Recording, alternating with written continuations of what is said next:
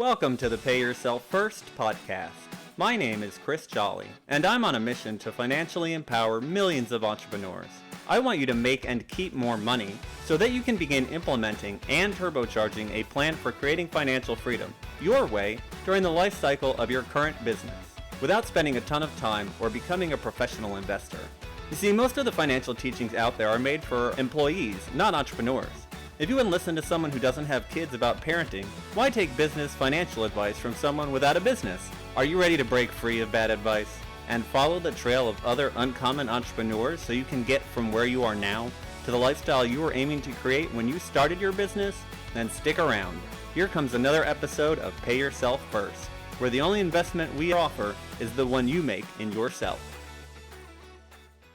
Hey everybody, welcome back to the show. I'm very excited to be with you again today because I've got another amazing guest. Her name is Audra Carpenter and she is from St. Petersburg, Florida. Her company is Zindo and Company. Audra, thank you so much for joining me today. Thanks for having me. I'm excited for this conversation. Absolutely. I love that you could take some time out of your day to jump on. I know you're going to have a lot of valuable insights for the audience. I'm looking really forward to the conversation as well. I'm sure we're going to get into some great stuff. Before we do that, can you tell everybody a little bit more about what it is that you do in your business, who you serve, and how you got into all of this? Absolutely. First, I'm so excited to be able to continue talking about the importance of small businesses and marketing and how it all kinds of fits, how it fits together. I've been an entrepreneur probably since my 30s.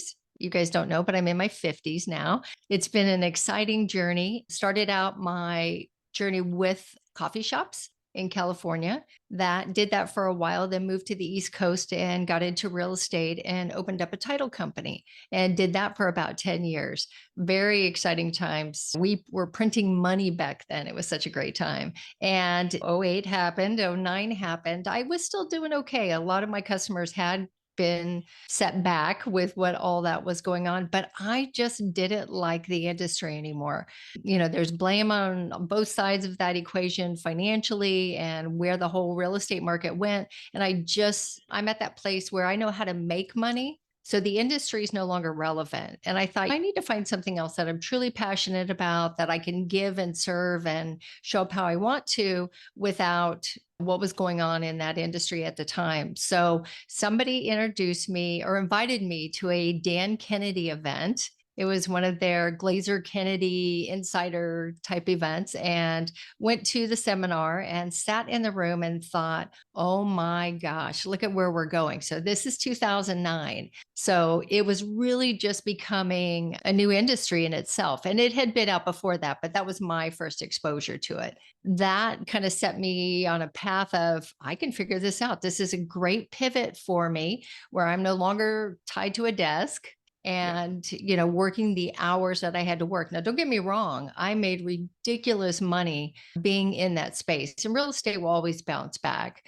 Like I said, it just wasn't, the energy around it just wasn't suitable for me at the time. So started with social media and started building out profiles for customers. It was a tough sell back then because people just didn't believe that social media was going to be a thing. So went from that, and I very quickly realized I was creating these great social media profiles and content, driving them back to a website that was not ready yet. So no opt-ins, no call to actions, very brochure type sites. And then people would come back and say, well, social media doesn't work. See, it's just a hoax. It's just BS. And I quickly had to learn how to fix websites. Fast forward 10 years, 14 years, I have done everything across the board from in the marketing, business building space. You can do a lot in that many years. And I've been fortunate. I've worked with some amazing companies, some ridiculous clients, lots of startups to Fortune 500 companies, and have been truly blessed by the opportunity that I've had. So it's been a great journey. So if that all, I've helped everybody. So my audience now is super focused on that beginner to middle stage. If you're over probably 2.5 to 5 million, I don't know that I can do a lot more other than help you find some money within your business. But I really like being able to get those guys to their first dollar, their first 100,000, their first million. And that's really where I can serve well. Wow, there's so much in what you just said that I want to touch on, but I want to talk first about actually one of the last things that you just said, because it's something that I love to help entrepreneurs do when I work with them. And that's what you said about finding more money in their business, because so many business owners are thinking, where can I go get new customers, or what can I do to get more sales, or whatever the case. And they forget that the quickest way to get more money is to deal with the customers you already have, to optimize what you're already doing in your business.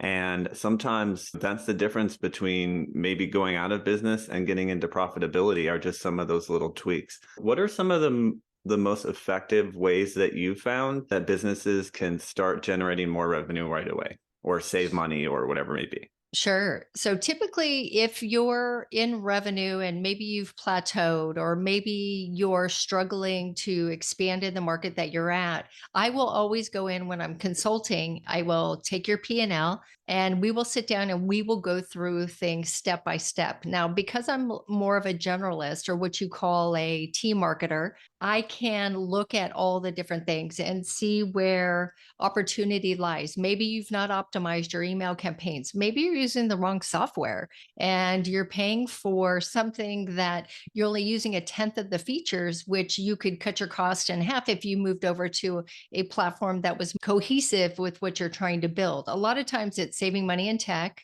overusing tools that you're never going to take advantage of, or it could be you're hosting the wrong place or you're streaming the wrong place. So lots of it is looking at that. And then the next step would be looking at your staff. How are you utilizing them? Are you using them to their maximum capacity? Can you train them more? Give them access to different kinds of resources so they become a better employee for you. You're already paying them to be there. So why not give them the best set of tools you can to make sure they're producing at top skill for your company? So I'll start with that kind of stuff, and then it expands from there depending on how the customer shows up or how the client needs help. Makes sense. Love it. Now, you've done just about every entrepreneurial task out there in your time as an agency. What's your least favorite one?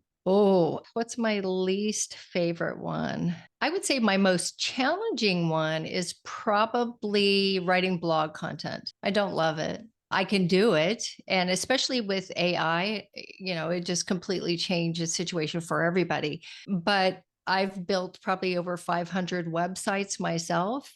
Websites are easy now, especially with all the tools that we've got. Social media is super easy. I don't think there's anything that I don't like. Strategy I love. So it's probably like a really enjoy to, I could take it or leave it kind of stuff. Fair enough. Fair enough. Okay, very cool. Now, as I said, you've been using the agency model for a long time, but we were talking a little bit before the interview that you're shifting away from that towards the marketplace. So tell everybody out there what that shift looks like and why you've made it.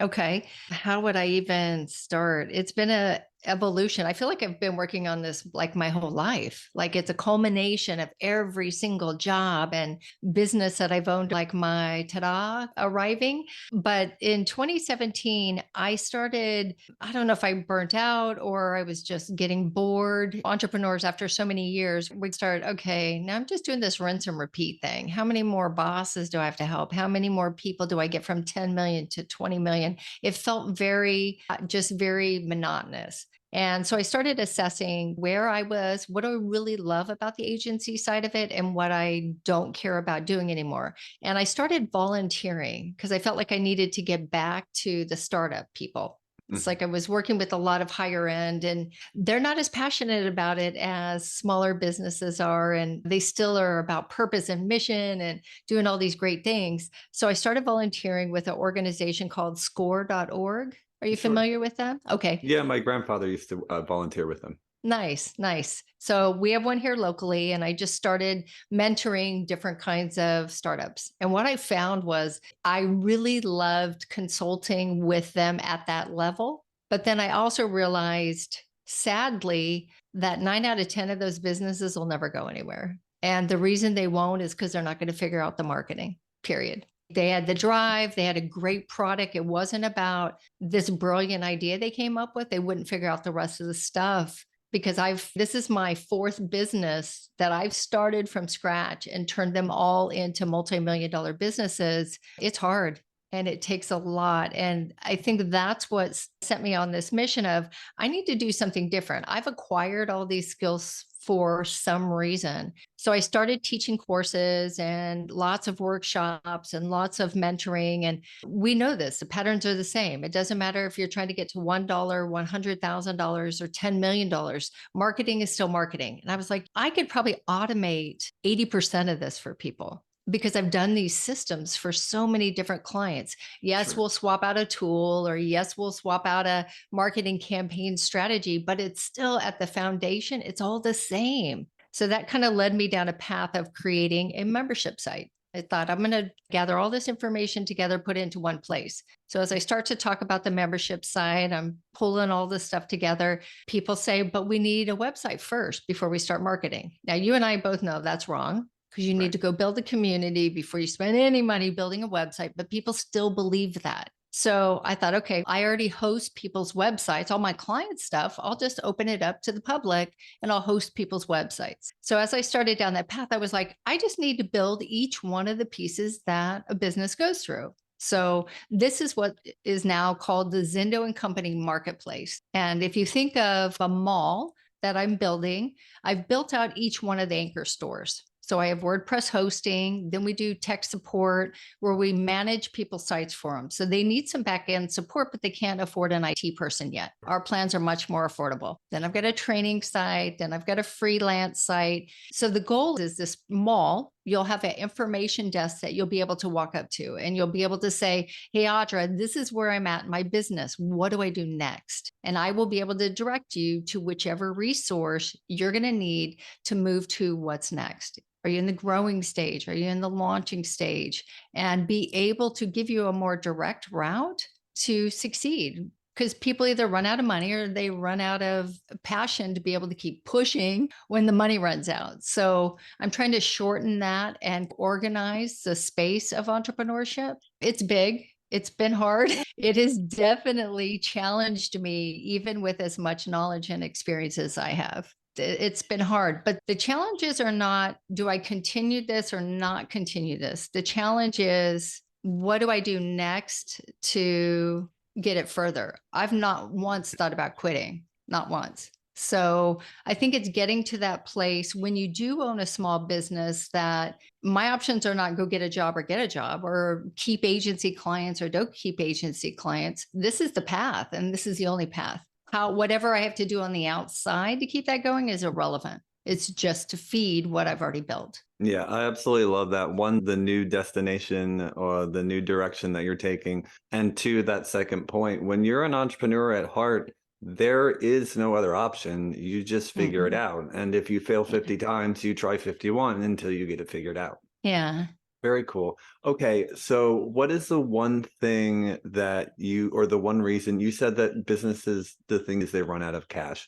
Is it because they don't know how to handle their cash flow? Is it because they don't have capital reserves? Or what would you say most often is the cause of that? I would say buying the wrong things at the wrong time. So if you think about the stages that a business goes through, for me, I've broken it down into 6 different stages. You have your idea, your upstart, you have your launch, you have your growth, your scale, your automate, and then your impact. So we go through those stages, and there's a few different variations of that out there. But a lot of people focus on the wrong things at the wrong time. So they're just getting started. They haven't launched yet. They go online and they spend $3,000 on a program or $5,000 on a coaching program. And I think if they would have held on to that money and focused on what do I need to do in this stage to move me to the next stage. Now, there's not a lot of talk out there about stages, so people don't know. They go out and they hire a coach thinking the coach is going to solve it. They're going to displace their imposter syndrome. They're going to displace their fear and hope that the coach is going to take all the responsibility because the coach has been successful. So they'll do it for me. I just need to bring my product. So many, I can't even tell you how many horror stories I have. It doesn't work. Or some people it does. I shouldn't say it doesn't work. For many, it can work. But what happens is they try to go from kindergarten to algebra, and there's no backfill of that knowledge. So even if they can keep up with what the coach is sharing with them, they've not built anything solid underneath that business to sustain them. So they would be better off to hold on to those funds. And we all talk about speed and fail fast and get through it. But at that beginning there, until you've got an audience and you validated your product and somebody's actually paying you for it, it's a waste. As far as I'm concerned, it's unnecessary spend when you're not there yet. You shouldn't be spending that. Makes sense and great advice. Okay, Audra, I want to ask you a little bit more specifically about where you are in your business. So let's talk about the biggest financial kind of kink in your business. So imagine that your business is a hose and the money that comes into it is like the water flowing through the hose. Hoses often can get kinked over themselves, which kind of cuts that flow off. So what is the biggest kink in your business right now that's slowing down the flow of cash into it? I would see balancing between moving out of agency services and getting revenue coming into the marketplace. So an example would be I could go out and pick up an agency client for $25,000. But if I pick up that agency client, it takes me off my focus of what I'm trying to do with the marketplace. Now, there's one caveat there. Typically, what you would do is take that $25,000, pay your people on the other side, and get the product to market fast. What I've done as I've built Zindo and Company, I decided to do it the way a startup would do it. What I'm trying to do is use my own businesses as a case study to say in 2023, this is how I built it. I didn't go out and buy ads. I didn't use all my advanced skills to scale this business. I did it just like you, sitting there with a brand new idea, because I can't prove that model if I don't do it the same way that somebody else would have to do. With that said, I would say the biggest is, do I stay working with all the agency clients, which takes me away from building that? And the equation's the same, job person versus side hustle. I'm balancing the two of those. So I'll take on a couple clients, refill the coffers, spend funds as I need them without putting myself in any challenge, but I'm still trying to keep it realistic. Putting 100,000 or $500,000 into the business isn't the same, because that doesn't show that anybody could start a business today. Right. Yeah, that makes sense. Absolutely. Yeah. I got it. Okay. Now I want you to imagine that you've got a magic wand, and you can wave this magic wand and you can have any outcome you want in your business by the end of the year. What is that one outcome that you're looking for? By the end of the year. So that's about 6 months from now. I would say controlled growth, right? So I would say 10,000 paying members across each one of my platforms. That's an amazing goal. I love it. Yeah. I mean, cool. I wanted to be, yes, you said I could wish anything, but I also want to be realistic and make sure that I can serve the people that do come in. Yeah, absolutely. There's nothing worse than setting those pie in the sky goals that you'll never achieve or take any action on because it's too ridiculous to do in the time frame. Yeah, absolutely. Okay. Now, can you tell me a little bit about what financial freedom looks like to you? So I want you to imagine that you're at a point in the future where the business can run totally without you. You're making all the money that you need to fund the lifestyle of your dreams. How are you spending your time? So I'm not working anymore? You are working if you want to, but you're not working because you need the money. You're working because it's what you want to do. Yeah. Okay. Because I do like to work. I'm one of those weird ones that say, what do you do on your time off? I'm learning, I'm working. When I'm not working in my business, I'm still working. I'm still learning new skills and advancing new things. That's just how I'm wired. Okay. So what does financial freedom look like? So the next phase of Zindo and Company is a OTT, where I've got an actual TV station here, internet TV station here in locally where I'm at in Florida, where I can have shows for entrepreneurs, training and all different kinds of things. That's a place where I feel like, okay, I got here. Then I can check out as I want to. But until I get there, it's not just about money. It's got to be about, I think even if I had 100 million saved, I still want to see this through. Yeah, that makes So sense. I think yeah, that's the way for most entrepreneurs. What's important to them is helping people and having impact. And so even when they get to the point where they don't have to work, they still do what they do because they love to do it. right. And at this stage, it's legacy, right? It's building legacy. Yeah. Okay. So now, as you work towards financial freedom yourself, what have you found the most effective things to do for wealth building? Meaning like how I diversify my funds? How have you worked to build your own wealth? What have you found worked for you as Oh, you okay. grow towards financial freedom? Okay. Typically, a big chunk of the funds that I generate are through my business. That's been the way. Real estate, investment properties, played with crypto for a while. And that was fun, but still made some money there. I'm always open to looking at different kinds of opportunities. I've set up some stuff for my kids and my grandkids. So, of course, there's been some investing done there. But I think mainly my businesses, I've invested in a couple of other people's businesses and do look forward to doing some more angel investing down the road. And then real estate has really just been the other vehicle. Gotcha. And as you invest, do you have like a written plan that you follow, or how do you decide what capital to allocate and when and where? When my accountant tells me, "Hey, Audrey, you got to move some money here, or don't do that, or we need to." So typically, I just follow. He doesn't necessarily give me investment advice, but he'll give me feedback based on how much revenue I'm generating for that year, and then we'll set up a plan to move forward with it. Gotcha. Makes sense. Yeah. Okay. Now, Audra, before I let you go, do you have any parting words or a piece of advice for all the other entrepreneurs out there? Especially when it comes to money. I know a lot of people starting up, if you're under, say, 250,000 a year in your business, you can save so much money by just slowing down for a second, stop trying to follow the latest trend or the hottest tool, and get back to the basics. You need a platform that'll send your emails. You need a platform that'll host your website. It's very simple stuff out there, and there's no point in overspending, especially here at the beginning, for tools and resources you don't need. I could probably launch a full business with branding, websites, everything under $100. So please slow down for a second and just say, okay, what does my business need in the back end? And the reason why this is so important to do is when you're not utilizing the features of those tools, you're wasting money that you could be using buying Facebook ads or hiring a VA to create content for you, or some kind of outbound reach that'll actually generate you more money than using tools that you're overpaying for and not utilizing the features for. So maybe just slow down for a few minutes and take an assessment. Is this tool the right one for us? Do we need it? You can always change. There's nothing that keeps you in it. Most of them, especially when it comes to like email and hosting, things like that, it's very simple to move them as your business grows. But there's no point in just throwing money away for features that you may use down the road.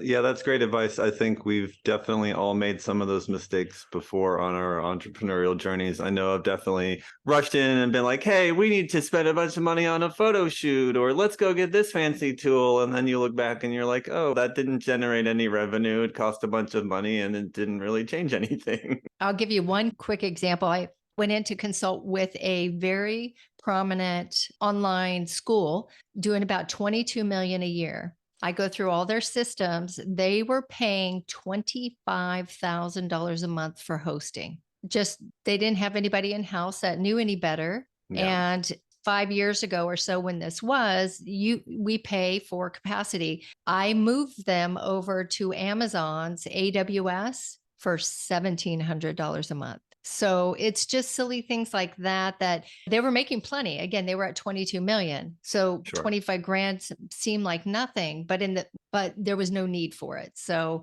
pay attention to that kind of stuff. You can actually recoup a lot of that and you can use it for marketing. Awesome. All right, Audra, love it. Now, for anybody who wants to find out more about you and what you do, where's the best place for them to go? Feel free to come and check out zindolabs.com. That's the training site, the community. You can join for free. If not, I'm at Audra Carpenter on all the social channels. Okay, very cool. It's been absolutely amazing. You've shared so much wonderful insight for the audience. I've had a blast talking to you. So thank you again for taking the time out of your day. I've really enjoyed having you on the podcast. Oh, thank you so much for having me here. It's been great. Yeah, absolutely. My pleasure. To everybody out there, if it's been great for you as well on this episode, please go ahead and subscribe if you haven't done that yet. And leave us one of those 5-star reviews. It helps us a ton to get the word out to other entrepreneurs. Finally, if you're an entrepreneur yourself, like our amazing guest, Audra, and you want to come share your business journey and talk shop with me, we would love to have you on. You can go to pyfpodcast.com for that. That's the letters pyfpodcast.com, and we'd love to chat. See you next time. Audra, thanks again. If you've listened this far, chances are you're an entrepreneur looking to become more financially literate and create financial freedom for yourself from your business. The Pay Yourself First podcast is definitely here to help with that. My goal is to continue to share what I've learned about using your business as the tool to create financial freedom. But let's face it, it would take me years to share with you everything you need to know via these episodes. Creating financial freedom is something that most people never even consider, let alone make a plan for or take action towards. It's something almost no one was taught anything about. Doing it as an entrepreneur is even more challenging, especially without support. So if you're ready to get clear on what financial freedom looks like for you, come up with an action plan, and get the support systems and accountability you need, I invite you to consider the Abundantly Infinite Entrepreneur. I created the program to help entrepreneurs just like you get a handle on their personal and business finances and start building confidently towards financial freedom. And it's how you can discover ways to take 10 years off your retirement, add an extra 5 or 6 figures to your portfolio, and finally get clear on what numbers you should be tracking in your business and why. Together, we'll gain clarity around your financial goals and what being financially free would actually look like for you. Then we'll put together a customized game plan to get you there and the accountability to see you through. And by the way, you're also going to get all the spreadsheets you need to run your numbers, lifetime access to the materials, including any updates, and entry into our members-only community. In addition to all the knowledge, coaching, community, and systems that you need to create financial freedom from your business, you'll also receive a free financial assessment, a retirement planning session, and guided meditation aimed at helping you embody the feeling of true financial freedom. So yeah, you can just listen to the free content on these podcasts to help you move towards becoming a financially free entrepreneur. And sure, you'll likely see some results, or you can make the decision to commit to learning, implementing, and embodying what you need to know to create the financially free life you dreamed of when you started your business journey. Click the link in the show notes to answer a quick questionnaire, and you'll be on your way to joining the Abundantly Infinite Entrepreneur.